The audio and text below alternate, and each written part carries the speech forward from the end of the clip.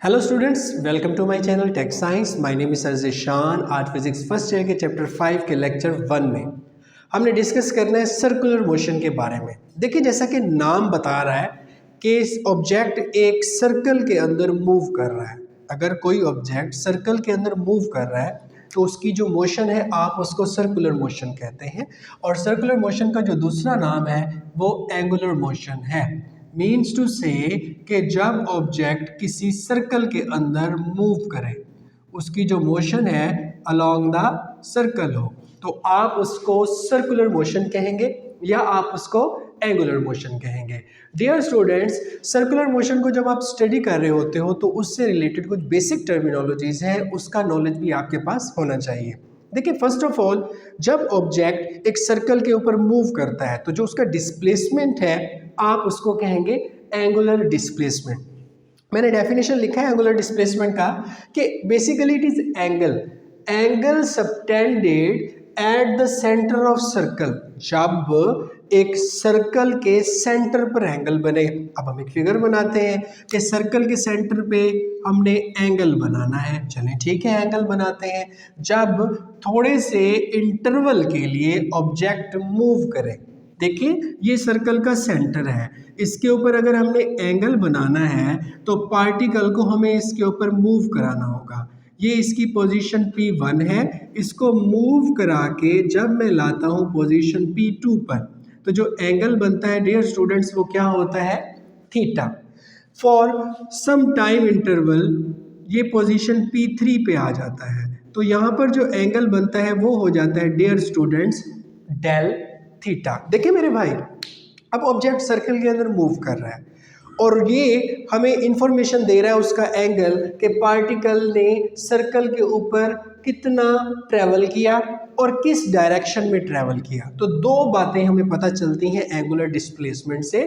First of all, it gives information about direction कि किस direction के अंदर ऑब्जेक्ट की मोशन हो रही है, और सेकेंड डिस्प्लेसमेंट कि कितना ट्रेवल हुआ है डियर स्टूडेंट्स सर्कल के ऊपर पार्टिकल का।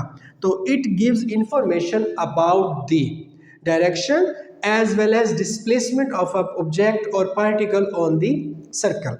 अब स्टूडेंट्स देखें, ये जो मोशन है ये एंटी क्लॉकवाइज डायरेक्शन में है। जब कोई ऑब्जेक्ट या पार्टिकल एंगुलर मोशन परफॉर्म करते हुए, सर्कुलर मोशन परफॉर्म करते हुए एंटी क्लॉकवाइज डायरेक्शन में मूव करता है, जब एंटी क्लॉकवाइज डायरेक्शन होगी तो हमारे पास जो एंगल है आप उसको पॉजिटिव लेंगे। So angular displacement will be positive. और जब क्लॉकवाइज डायरेक्शन होगी तो हमारे पास जो एंगुलर डिस्प्लेसमेंट है डियर स्टूडेंट्स वो क्या हो जाएगा? नेगेटिव हो जाएगा। अब ये बात आपको तकरीबन समझ आ चुकी होगी कि एंगुलर डिस्प्लेसमेंट होता क्या है। देखिए, बेसिकली ये एंगल है और एंगल को जब आप शो करते हो तो उसके लिए इसके कुछ यूनिट्स होते हैं, जैसा कि डिग्री हो गया, रेडियन हो गया, रेवोल्यूशन हो गया। हम इन तीनों को लिख लेते हैं। What is degree?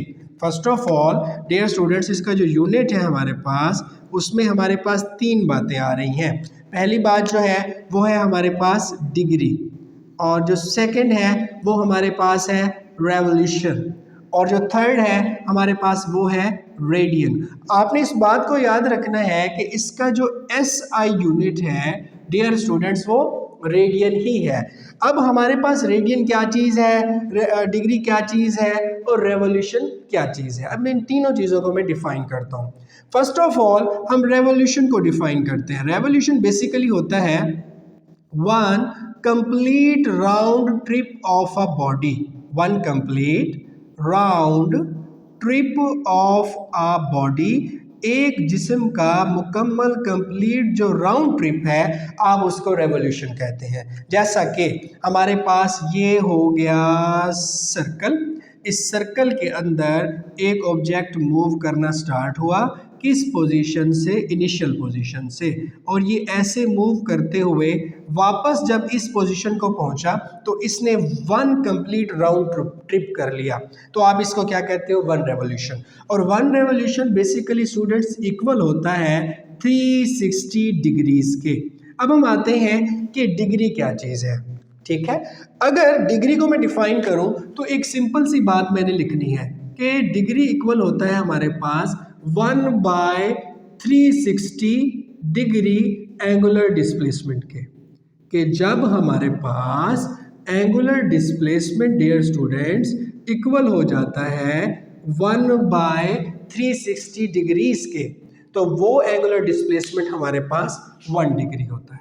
Dear students 1 degree equal होता है 1/360 डिग्री एंगुलर डिस्प्लेसमेंट के।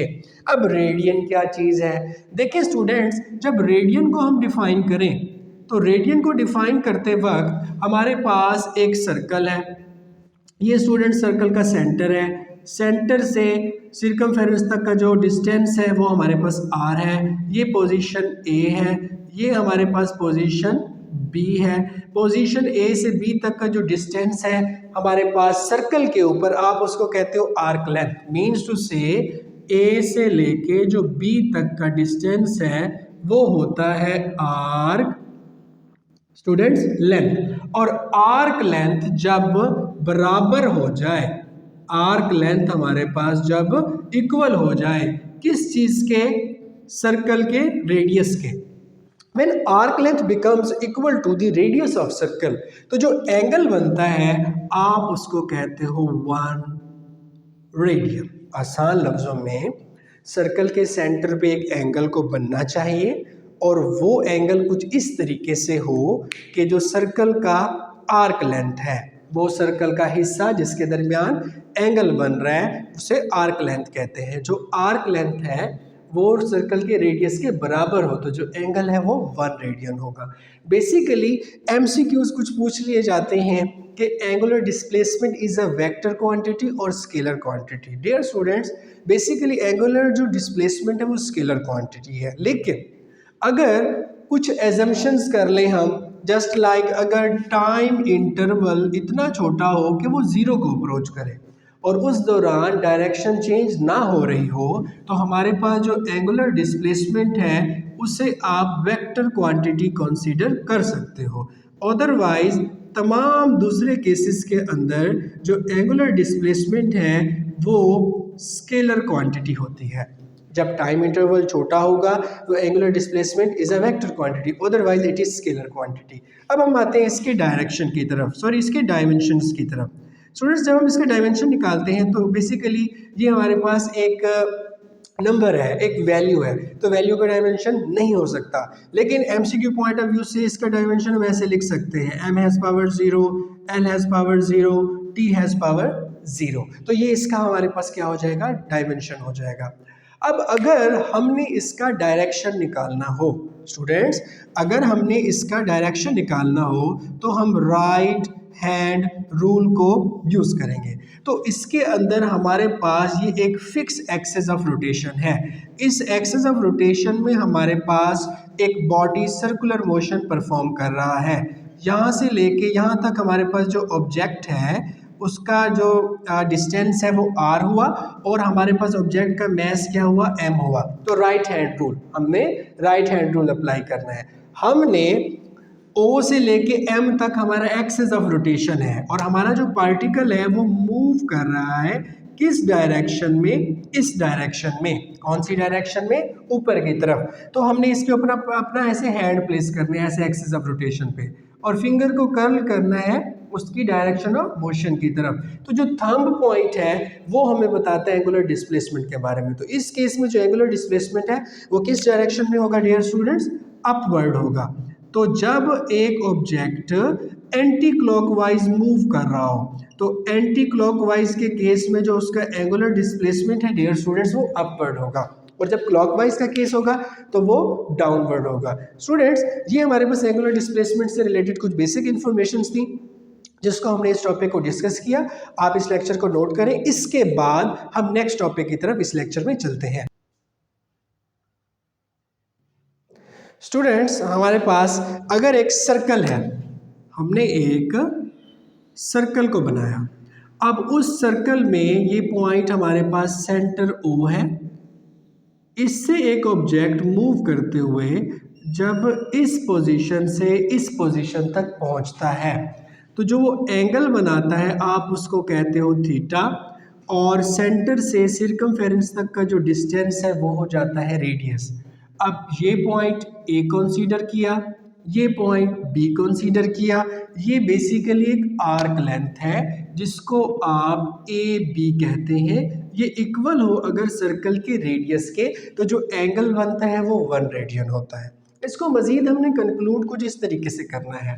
देखिए, अगर थीटा हमारे पास इक्वल हो किस चीज़ के, आर्क लेंथ के डिवाइडेड बाय रेडियस के, अगर आर्क लेंथ को आप रेडियस पर डिवाइड कर दो, theta is equal to S by R, theta is equal to S divided by are.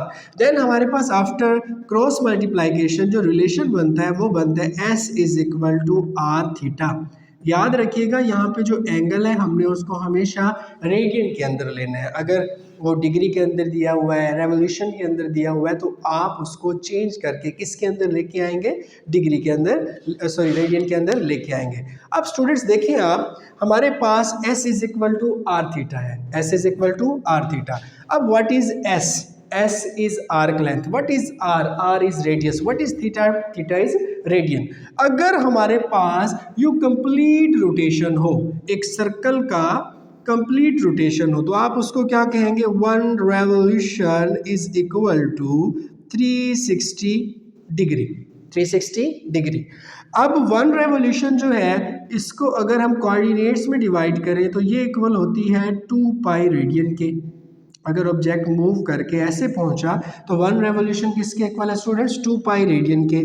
तो 2 pi radian is equal to 360 degree. Now अब इसको आपने 2 पे डिवाइड किया तो पाई रेडियन किस चीज़ के इक्वल हो जाएगा, pi radian is equal to 180 degrees. अब हमने 1 रेडियन निकालना है, तो 1 रेडियन निकालना होगा तो स्टूडेंट्स हम 180 को डिवाइड कर देंगे किस चीज़ के ऊपर, पाई के ऊपर। जब 180 को आप पाई पे डिवाइड करोगे तो जो आंसर आएगा वो होगा 57.3 डिग्रीज। जब 180 डिग्रीज को पाई पे आपने डिवाइड किया तो ये इक्वल हो जाएगा 57.3 डिग्रीज। अब हम इस रिलेशन को दोबारा यूज़ करते हैं। अगर आप देखें, पाई रेडियन इक्वल था हमारे पास 180 डिग्रीज के, तो हमें अगर 1 डिग्री निकालना हो तो ये किस पे डिवाइड हो जाएगा, हमारे पास पाई रेडियन पे। तो डियर स्टूडेंट्स, 1 डिग्री को आप डिवाइड कर रहे हो पाई रेडियन डिवाइडेड बाय 180 पे, तो जो आंसर है वो हो जाएगा आपके पास 0.0174। इतने हमारे पास रेडियंस होते हैं 1 डिग्री के अंदर। तो MCQ पॉइंट ऑफ व्यू से कुछ इंपॉर्टेंट बातें थी जो मैंने मुनासिब समझा कि आपके साथ डिस्कस करूं। नेक्स्ट हमारे पास जो टॉपिक है वो है एंगुलर वेलोसिटी का। अब एंगुलर वेलोसिटी क्या चीज़ है स्टूडेंट्स, एंगुलर वेलोसिटी होती है हमारे पास rate of change of angular displacement. Angular velocity क्या होती है, rate of change of angular displacement. Basically आप इसको डिनोट करते हो ओमेगा से। इसको किस चीज़ से डिनोट करते हो, ओमेगा से। Omega is equal to, rate के लिए आपने जो वर्ड यूज़ किया वो यूज़ किया डेल टी, और डिस्प्लेसमेंट के लिए जो वर्ड यूज़ किया वो है थीटा, और जो चेंज के लिए वर्ड यूज़ किया वो क्या है, del. So students, rate of change of angular displacement, rate of change of angular displacement is called angular velocity. Students, angular velocity का ये हमारे पास फार्मूला बना। अब एंगुलर वेलोसिटी हमारे पास एक del theta divided by del T है, तो इसका यूनिट क्या होगा स्टूडेंट्स, इसका जो हमारे पास यूनिट है, अगर आप उसको इससे ड्राइव करना चाहें तो आपको पता है जो डेल थीटा है उसका यूनिट होता है हमारे पास SI यूनिट रेडियन होता है, और टाइम का यूनिट होता है सेकेंड, तो इसका एक यूनिट हो जाएगा रेडियन पर सेकेंड। अगर हम एंगल का यूनिट दूसरा लें, डिग्री, तो इसका नेक्स्ट यूनिट बन जाएगा हमारे पास डिग्री पर सेकेंड। उसके बाद अगर हम आगे चलें तो डेल थीटा जो है इसका एक और यूनिट हम ले सकते हैं रेवोल्यूशन, तो रेवोल्यूशन पर सेकेंड। तो ये हमने 3 यूनिट्स निकाले किसके, एंगुलर वेलोसिटी के, पर उसका जो SI यूनिट है वो कौन सा है, रेडियन पर सेकेंड। अच्छा स्टूडेंट, ये तो हो गया हमारे पास एंगुलर वेलोसिटी। अब चलते हैं हम एवरेज एंगुलर वेलोसिटी की तरफ। एवरेज एंगुलर वेलोसिटी क्या होगा students average angular velocity basically एक रेशो है। एवरेज एंगुलर वेलोसिटी बेसिकली एक रेशो है। तो रेशो किस चीज कैसे है कि आपने इसको डिवाइड करना है। अच्छा जी, कैसे डिवाइड करना है? टोटल टाइम पर। It is divided by total time. Total time को टोटल एंगुलर डिस्प्लेसमेंट पर, टोटल एंगुलर डिस्प्लेसमेंट पर आप डिवाइड कर दोगे किस चीज को? टोटल टाइम को। तो जो हमारे पास आंसर है या जो हमारे पास रिलेशन है वो क्या है? एवरेज एंगुलर वेलोसिटी का होता है। डियर स्टूडेंट्स, ये एवरेज एंगुलर वेलोसिटी हुआ। अब हम चलते हैं instantaneous angular velocity. Instantaneous angular velocity ये क्या चीज़ है? देखिए स्टूडेंट्स, इंस्टेंटेनियस को देखते हैं। जैसा कि नाम बता रहा है इंस्टेंटेनियस, मतलब इसमें टाइम फैक्टर होगा। एंगुलर मतलब मोशन, सर्कुलर मोशन होगी। और वेलोसिटी का तो आपको पता है, इसमें डिस्प्लेसमेंट टाइम के लिहाज से चेंज होता है। तो हम इसको कह सकते हैं rate of change of angular displacement is called angular velocity. लेकिन इसमें इंस्टेंटेनियस था तो हमने लिखा at any instant which approaches to zero. एक ऐसा इंस्टेंट जो इतना माइन्यूट हो कि वो किसको अप्रोच करे? जीरो को अप्रोच करे। विच अप्रोचेस टू जीरो, जो जीरो को अप्रोच करे तो आप उसे क्या कहोगे?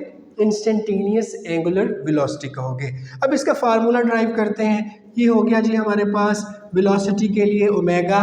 अच्छा जी, इंस्टेंटेनियस था तो यहाँ पे हमने लिख दिया INS। और आगे चलते हैं, चेंज के लिए हमने लिखा del theta divided by del T. और इसमें जो लिमिट थी वो टाइम के ऊपर हमने पुट की, तो del T approaches to zero. So instantaneous angular velocity में जो टाइम इंटरवल है वो जीरो को अप्रोच करता है, because rate of change of angular displacement at an instant which approaches to zero is called instantaneous angular velocity. Students, ये तो हमारे पास था वेलोसिटी से रिलेटेड। अब देखिए ये यूनिट्स लिख दिए मैंने, radian per second, degree per second, revolution per second. इसकी डायमेंशन क्या होगी? देखिए इसकी डायमेंशन आपने याद रखनी है, वो इक्वल होती है टी इनवर्स के। ठीक हो गया स्टूडेंट्स। अब इसके बाद जो नेक्स्ट चीज है वो है हमारे पास एंगुलर एक्सेलरेशन।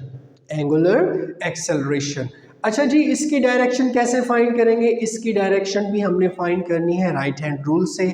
और राइट हैंड रूल हमने कैसे अप्लाई करना है? बिल्कुल वैसे अप्लाई करना है जैसे हमने अप्लाई किया था in case of angular displacement, मतलब एक्सेस ऑफ रोटेशन की तरफ उसको क्या कराएंगे? हम मूव करवाएंगे। ये एक वेक्टर क्वांटिटी होती है। अब चलते हैं हम नेक्स्ट टॉपिक की तरफ, जो कि है हमारे पास angular acceleration. Angular acceleration, students जब एक ऑब्जेक्ट सर्कल में मूव कर रहा है तो उसका एक्सेलरेशन हम कैसे लेंगे? एंगुलर लेंगे। आप उसको कैसे शो करोगे? अल्फा से शो करोगे। अच्छा जी, तो उसका फार्मूला क्या होगा? Rate of change of angular velocity, मतलब rate of change of angular velocity is angular acceleration. Rate of change of angular velocity is angular acceleration. अब इसके हम आते हैं यूनिट्स की तरफ। स्टूडेंट्स, इसका अगर आप यूनिट देखो तो इसका यूनिट बनता है हमारे पास, देखें जो हमारे पास था एंगुलर वेलोसिटी, तो उसका यूनिट था रेडियन पर सेकेंड। तो रेडियन पर सेकेंड हमारे पास जब डिवाइड होगा सेकेंड से तो इसका यूनिट बन जाएगा कुछ ऐसे, radian per second square. Same it is degree per second square, same it is revolution per second square. Dear students, हमारे पास ये यूनिट्स आ जाते हैं किस चीज़ के? एंगुलर एक्सेलरेशन के। वीडियो कुछ लंबी हो रही है लेकिन मैं इस टॉपिक को कंप्लीट करता हूँ। देखिए रेडियन पर सेकंड स्क्वायर, डिग्री पर सेकंड स्क्वायर, रेवोल्यूशन पर second square. Same it is अगर हम एवरेज एंगुलर एक्सेलरेशन लें, क्या चीज़ ले लें? Average angular acceleration. तो एवरेज एंगुलर एक्सेलरेशन क्या हो जाएगा? Average angular acceleration is the ratio of, किस चीज की रेशो होगी? Total angular velocity, total angular velocity divided by total time, total time। तो ये हमारे पास हो जाएगा average angular acceleration. Same it is, हम आगे चलते हैं। Instantaneous, instantaneous angular acceleration, instantaneous angular acceleration. तो ये क्या होगा? ये हो जाएगा हमारे पास rate of change of angular velocity at any instant which approaches to zero. तो यहाँ पे हमने इंस्टेंटेनियस लिखा स्टूडेंट्स, ये चेंज था del omega divided by del T. यहाँ पर आपने लिमिट पुट करनी है और del T approaches to zero. Definition बिल्कुल वही होगी, rate of change of angular velocity, rate of change of angular velocity at any instant which approaches to zero is called instantaneous angular acceleration. Dear students, it was all about basic concept of circular motion in first lecture of chapter number 5. अगर आपको मेरा video पसंद आया है, आपका कोई सवाल है तो कमेंट सेक्शन में ज़रूर पूछेगा। तब तक अपने चैनल का ख्याल रखिएगा। अल्लाह हाफिज़।